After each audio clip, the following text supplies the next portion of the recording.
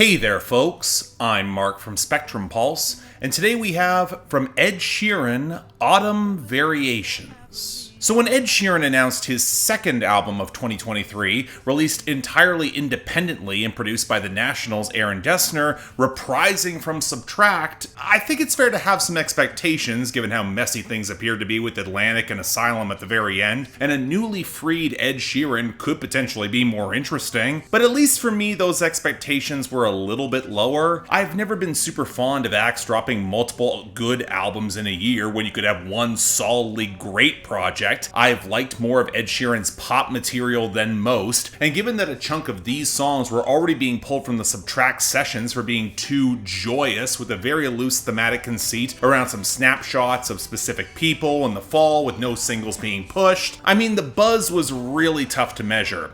But now having heard it, well, you know what? I'll give Ed Sheeran this credit. It's the most he sounds like he's enjoying music in years, a brand of pop folk, or let's be brutally honest, adult alternative, that sounds like he's harkening back to the early 2010s, with Aaron Dessner's spare but mostly organic and string-accented palette feeling like a deliberate throwback to a generally likable, soft-focus, unthreatening indie alternative Pandora station from 2010. And that's fine. It's certainly a consistent sound in which Ed Sheeran sounds comfortable, even if I'm still on the record about wanting him to ease up on all the falsetto. But if you're expecting melodic hooks or sonic flourishes that are as strong as Ed Sheeran had on his pop-leaning projects, even compared to Subtract, this is a much more measured and gradual affair, which is me being nice and saying that there are few hooks that match the best on Subtract, and while it initially feels like it's going to be a more lively and upbeat project, the lack of bite and tonal diversity from song to song,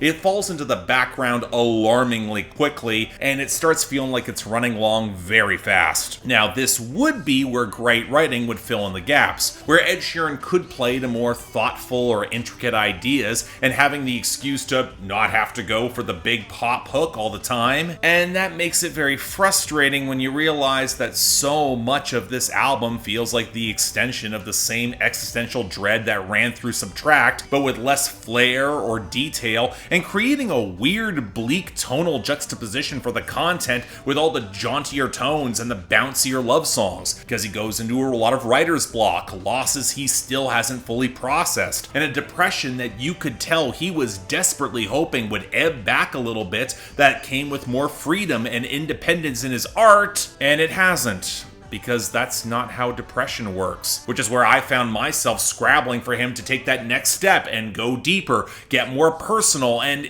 I'm sorry, it's not here. Hell, I would argue this is a step back when it comes to the overall feeling of maturity or introspection. It feels a lot sloppier and not in the good way. And the thematic arc feels much messier as well. It doesn't flow as well. And while I'm not against Ed Sheeran being basic or accessible, if the hooks are weaker and the writing feels even thinner, it winds up feeling like the less interesting cast-offs or B-sides to the last album. Thus, while I would be tempted to call this Evermore to Subtract's Folklore, and that they both feel like overlong sister albums co-produced by Aaron Dessner, where the novelty is fading, and there's even some recursive elements in going back to a more comfortable sound, this just doesn't even have that punch. Now, there are moments I appreciate. The rustic ode of England, that's on me. It's one of the catchiest hooks to recognizing that you're fundamentally screwed on some level that I've heard. And Plastic Bag picks up a darker groove on the hook to the brighter verses, and that's frankly only to its benefit. And Spring has a drunken intimacy and desperate hope that actually worked better than I expected. Outside of that, though,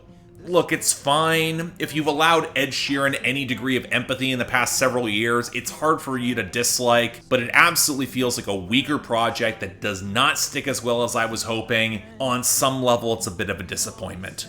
All I'm saying. So yeah, thank you all so much for watching. If you guys have opinions, please drop comments. I'm genuinely curious where folks are falling on this. Again, the buzz for this has been weird. Outside of that, if you'd like to see more, please be sure to like, share, drop some subscriptions. And beyond that, if you want to get albums on my rather overloaded schedule, link to my Patreon is right over there. As always, I'm Mark, you're watching Spectrum Pulse, and I'll see you next time.